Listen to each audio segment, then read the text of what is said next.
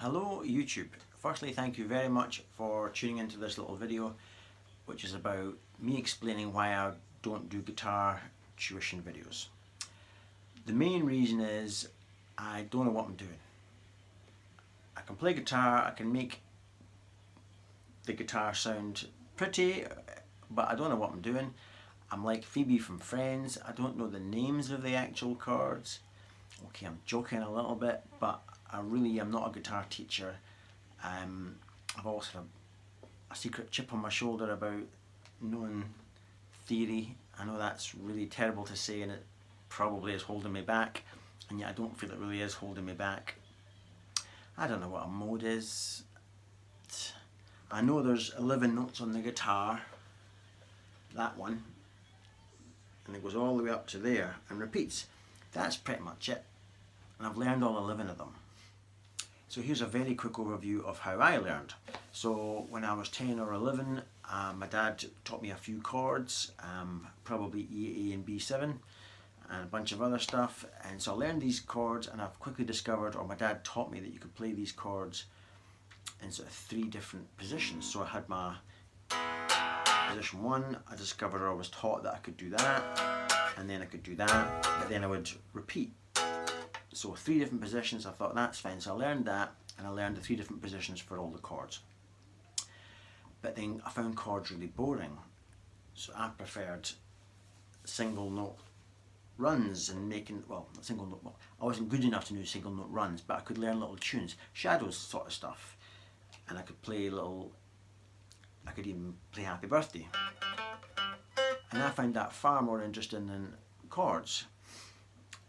So my fretting was getting better, and then I was really having fun with the guitar. I wasn't just in the primary school stages of it. I wasn't trying to make sense of any kind of theory, but my fretting became, I could start copying little bits from my favourite solos. So out came Eric Clapton's Beano album, or John Mayall, and just learned wee bits and stumbled through trying to copy only the bits that I could copy of my favourite guitar heroes.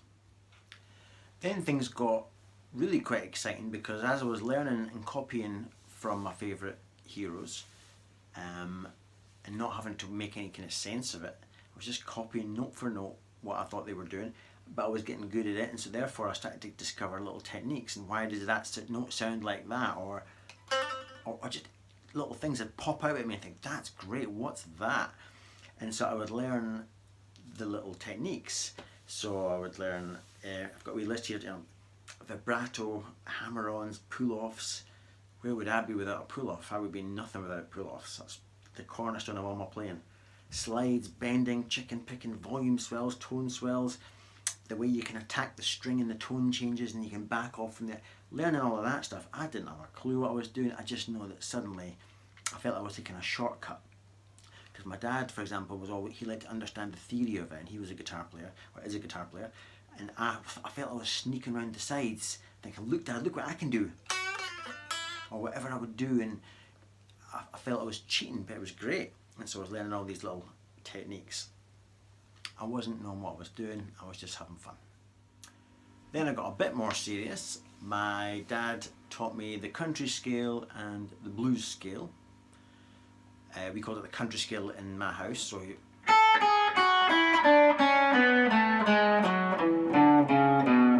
then he taught me the blues scale. And I recognised the difference between the sweeter sounds of the country scale compared to the more bluesy sound or the moodier sound of the blues scale, and of course I prefer the blues scale. Especially with my little techniques, and I could do things like, I mean, wow, that's so cool.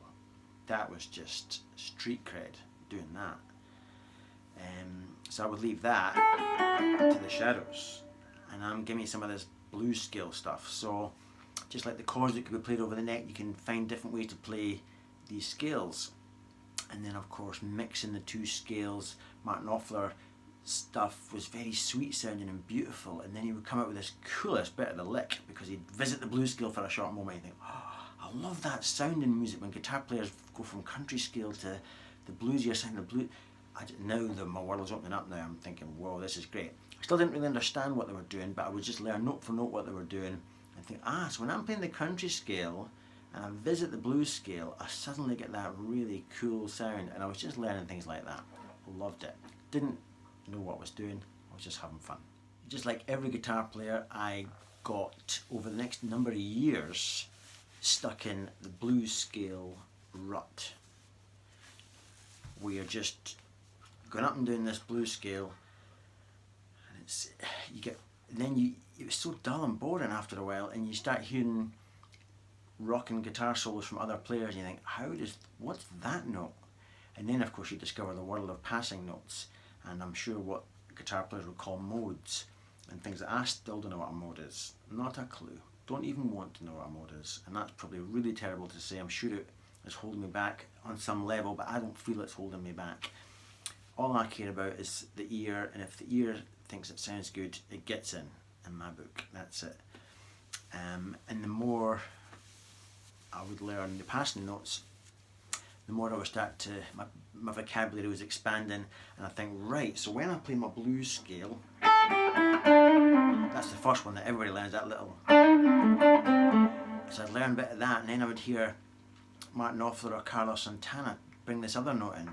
I thought, whoa, what is that? Hold up the boat here, what's going on? I thought, what's that? That's not in my blues scale.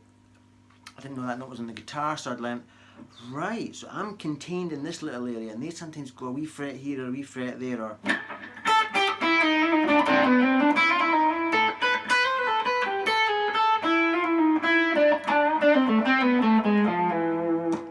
now I'm thinking, whoa, what's going on here?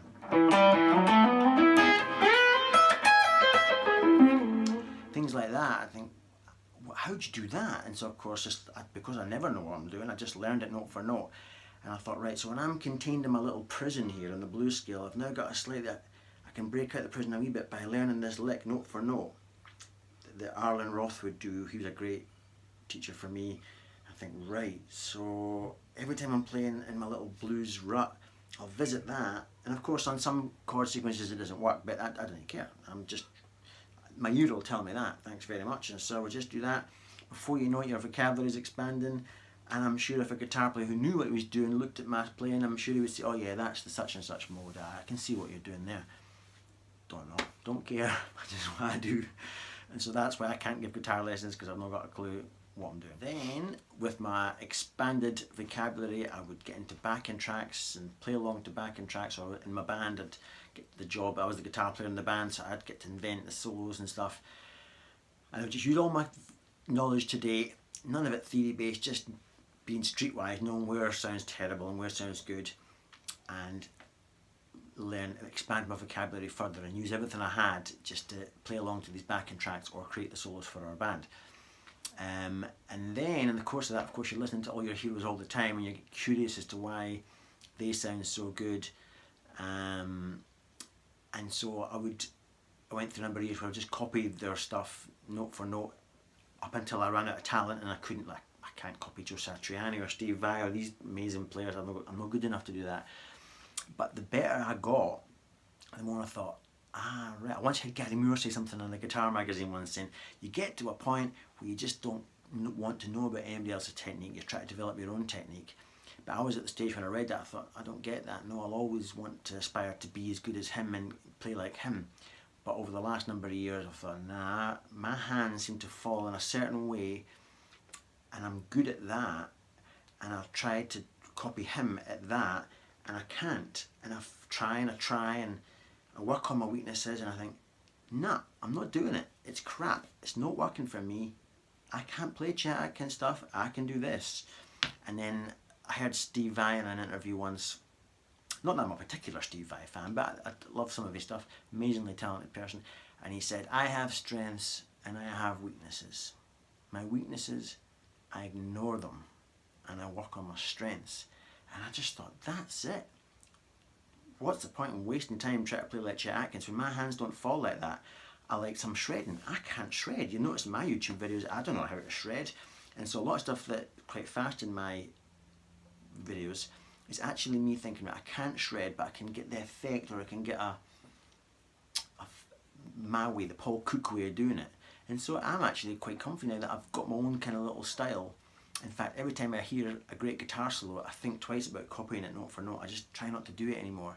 I try to listen a few times to get the general feel under my skin, and then I'll come out with my version.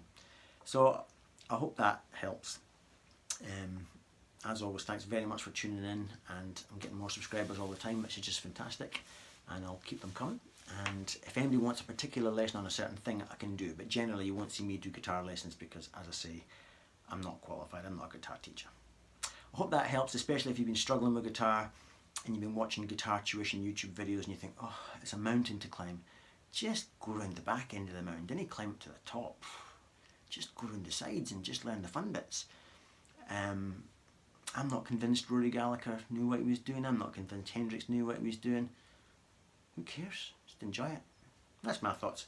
Hope you enjoyed this. Bye for now.